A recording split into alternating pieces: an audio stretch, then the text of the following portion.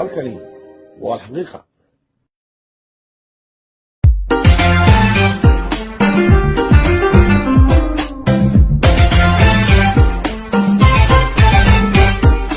warka xiisihiisiyo xajka qarsooniyo halkaa dahsoona. بسم الله الرحمن الرحيم. السلام عليكم ورحمة الله تعالى وبركاته. halkani waa alxaqiiqa. faallada barnaamijkeenu maanta waxa weeyaan khilaafka ka taagan laascaanood ee qoladii ku wada socotay duulaanka somalilan dhex yaalla inaan isu taago. aan bilaabee dowladda somalilan oo laascaanood ka talinaysay oo laga doortay oo looga codeeyey golayaasheeda xukuumadda wakiilada iyo deegaankaba marka laga tago waxaa isku haysta 3 dowladood oo kale oo ku wada socda somalilan inay ka saaraan meesha ayaguna aan heshiin karin oo midba midna ka takhalusto doonayso. khilaafka taagan bay kow ka tahay mid lagu heshiin doonana mustaqbalka maaha. waxaa iyana taagan hoggaanka ciidamada oo la isku haysto kala nooc ee haddii alla ku horeeyey isu yimi. aan ku horeeyo dowladaha iskhilaafsan. kooxdii la odhan jiray la baxday nabad iyo nolol ee farmaajo hoggaaminayay iyadaa kow ka ahayd arrinta laascaanood. guddidan dhowr iyo 30 ana iyadaa samaysay. arrintan laascaanood ee la qorsheeyeyna ciddii haddii alla kuu rooyey ka talisay oo uga wakiil ahaa garaad jaamac garaad cali iyada ahayd. waana kooxda isu haysata inay laascaanood xoreysay mustaqbalkana doonaysa in farmaajo uu soo noqdo oo madaxweyne xasan sheekh xilligiisu markuu dhammaado inuu aaminsan yahay inuu soo noqon karo oo baarlamaanka maanta jooga ku leeyahay maxay leeyihiin xubno nabad iyo nolol ah ay soo noqon doonaan. lacagta lagu kaambeyn garaynayay iyo dowladda uu isku halaynayo iyo arrimo ka qabiyo ah intaasoo jira aawadeed waa ninka aaminsan inuu xasan sheekh ka dambeynayo halkanna inuu isagu xoreystay oo arrintiisii uu kaga soo shaqeeyey jigjiga iyo nairobi ilaa maraykan ay u shaqaysay waa ninka aaminsan abtiyaaladii inuu isagu xoreeyey waa farmaajo iyo kooxda nabad iyo nolol. kooxda puntland ayaa iyaguna ama majeerteenba ayaguna aaminsan in doorkii dhaweyta farmaajo madaxweyne noqday madaxweynaha xasan sheekh ka dambeeyana inuu ayaga yahay oo doorkoodii ay tahay prime minister iyo madaxweyne midna aanay helin sinaba la-aantood aanay u suuro geli karin madaxweynaha soo socda ayaga mooyaane cid kale inu noqdo. sida ayagoo aaminsanba haddana waxay aaminsan yihiin in dhulbahanti harti yahay deegaankoodii yahay innimadoodii yahay ayagu ay u soo xulaan 9 xubnood ay ka helaan baarlamaanka federaalka oo ayagu aan loo gacan dhaafi karin oo ninka farmaajo ku dul qabsaday waxoodii aanu xaq u lahayn dee ay ka xoreeyaan. waa isdiid haddana wada socota isdiiddo wada socota. waxaa yidhi fadhiista meel qoladii argagixisada ahayd al-shabaab oo madaxdeedii meesha ka buuxdo oo ayagana laga xukumo amiirada fadhiya jubbooyinka ay xukumaan oo aaminsan markay 3dani iminka u shiraakoobaan kooxood somalilan dagaalkeeda hadday kaba adkaadaan inay labadanba ka takhalusayaan waxanba murtadiin u arkaan oo ay dowlad islaama doonayaan meesheeda ka dhisaan oo calankoodii mudoobaa la diyaariyin kuwaasina. 3daa isdiiddo ee haddana wada oolka ah ayaa meeshii ka taagan. waxay ku heshiin karaanna haba yaraatee aanu jirin. waxaa intaa dheer 3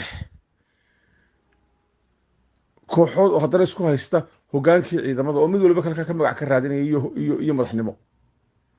ina falaalug oo maxamed caligii loogu yimi meesha oo wuxuu leeyahay ninka meeshaba loogu yimi sii dagaalamaya ugu timaadeen waa aniga.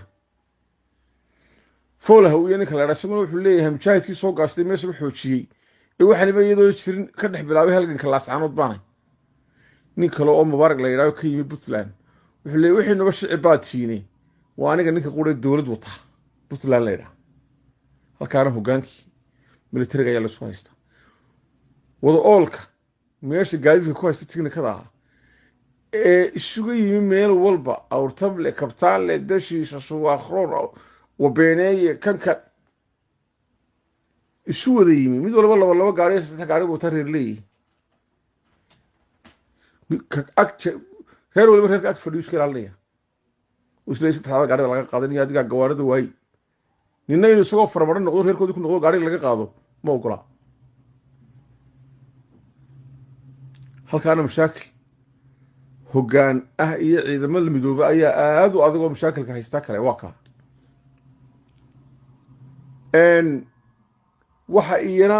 mashaakil ah oo adduunkii oo dhammi la yaaban yahay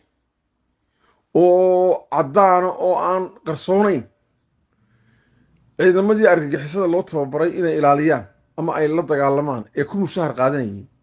iyo argagixisadii oo meel ka wada dagaalamaya waa wax aad iyo aad loogu qoslo oo aan weli dhicin waxay ka dhacday ascaanood yara waxaa maraya ciidamadii turkiga iyo eritrea lagu soo tababaray ee inay argagixisada soomaaliya joogta ka dagaalamaan loo soo tababaray ayaa laascaanood jooga waxa joogta argagixisada lafteedii kuwii ugu caansanaa ee ugu waaweynaayo hayb kuwii soo galay meesha ayaa jooga oo ciidankoodii wataa fuduubna waxa jooga BSF-ta kooxdii la odhan jiray ee maraykanku lacagta siinayay ee la odhan jiray galgalaan la dagaalamanaya daacish iyo al-shabaab ayaa iyaguna laascaanood ka dagaalamayo cabdimadoobe iyo ciidamadii kale ee al-shabaab ka dhinac dagaalamaya arrintaasna waxay noqotay mid fajac gelisay oo wax badan fashilisay waxay fashilisay mashruucan lagu yidhaa argagixiso in gebigiisaba cidi ku shaqaysanaysay dowladda farmaajo iyo nimankan wada oolka ay ku soo duulay laascaanood waxay fashilisay in argagixisadoodu iyo ayagu aan waxba u kala socnayn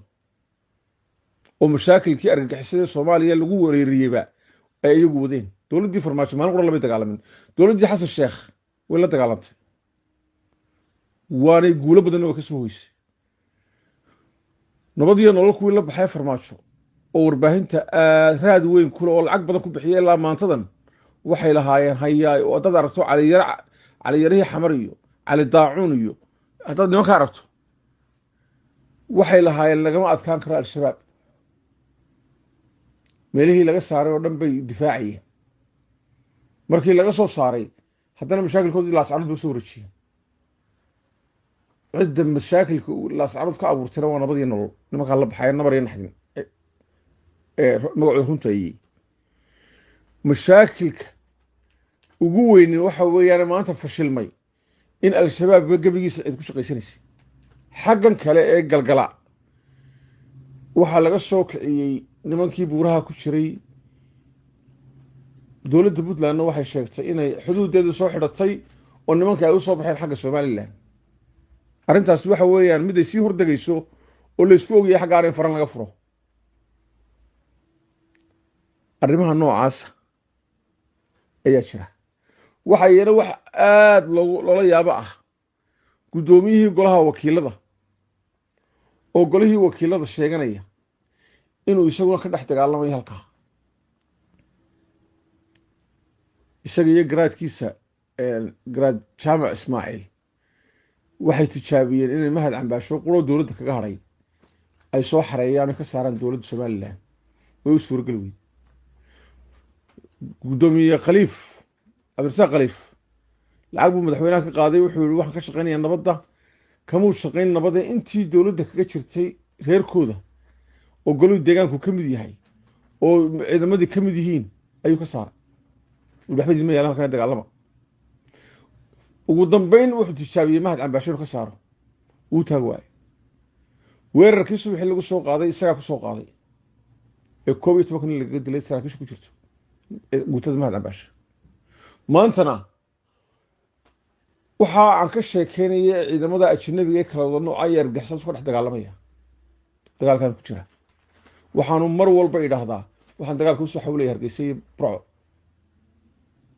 afkiisa weeyaan caruurtiisii iyo xaaskiisii iyo walaaladii iyo faamiligiisii hargeysa wuxuu ka saaray muddo kahor waxba kama yaalaan maantana wuxuu ku fikirayaaba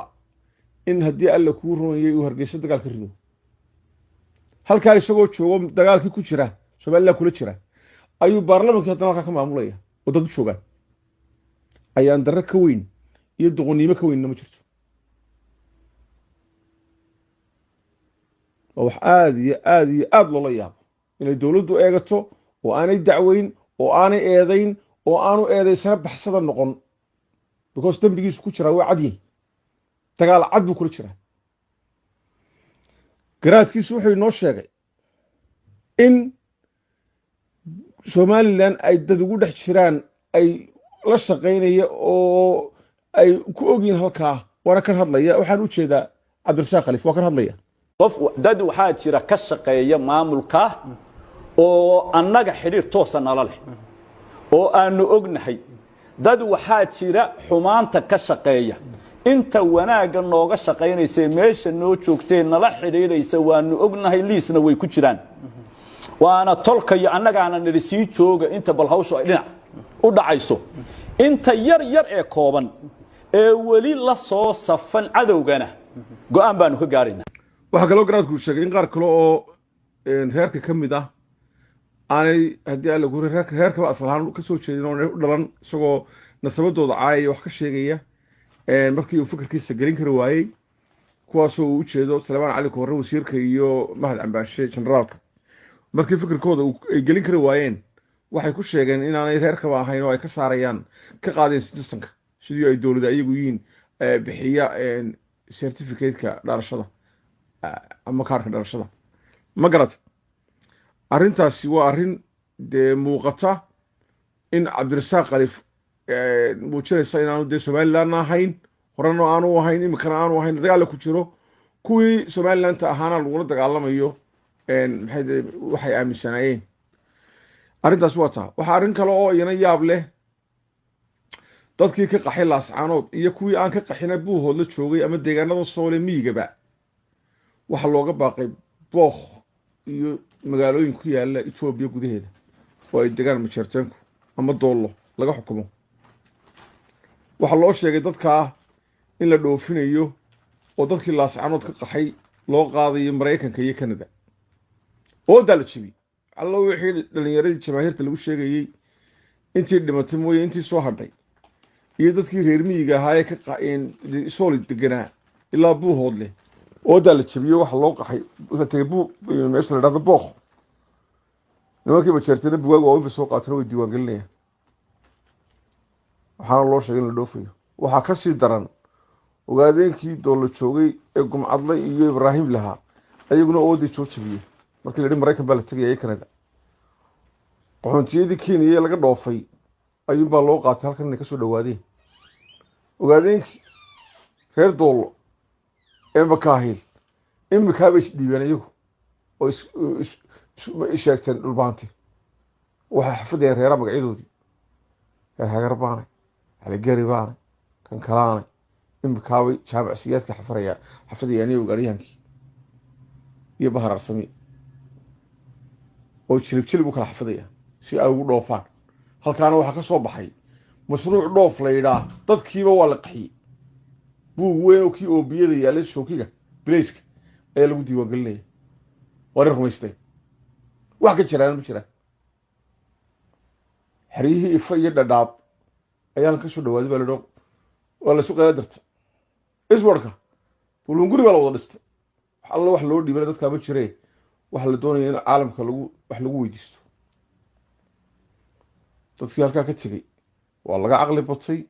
waa dadkaa saddexda dowladood isku haystaan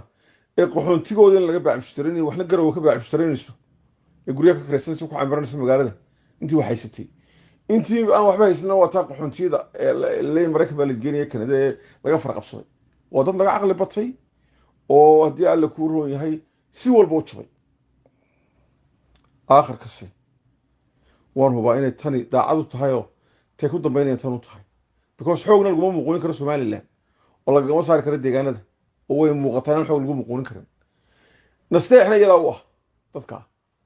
wax alla wax kale waa been ehelka u sheeganaya been ba ehel ugu yihi uguma aha wanaag waxaan ku soo koobayaa dardaaranka dowladda somalilan waxaan leeyahay dardaarankan siinaya cabdirasaaq khaliif isagoo dagaalka intaa lee galay oo xaaskiisii iyo reerkoodiiba ka raray Hargeysa muddo ka hor oo dagaalka Somaliland u diyaar garoobay oo ku jira oo maanta ku talinaya ka fikiraya sidoo Hargeysa iyo Burco dagaal uga ridi lahaa ama qaraxyo uga samayn lahaa in maantana uu ku fikirayo intuu garowo tago iyo gaalkacyo inuu diyaar ka soo raaco Nairobi tago ka soo raaco mid kale Hargeysa yimaado ku fikiraya idinku dagaalka waxa idin la gudboon dambi uu ku jira ninkaasi wixii uu ku dhaartay uu baabiyay way ku caddahay dagaalkiibu ka soo qayb galay ninka la guraa ina ambaasho ciidankiisa isaga ku duulay maalintii 12 laga dilay ragii duulimaadka soo sameeyay buu ahaa isla markii xeradiisa la yimid ninkii faratoonka aftuubay halkaas uu ahaa waxa yeelaysaa eedayn iyo dacwad ka dhana baa leedika baahay inaad daawataan ma aha baan leeyahay dowladda Somaliland waa halkii ugu liidatay nin kula dagaalamayo in haddana magacaaga weli haysto oo kugula dagaalamo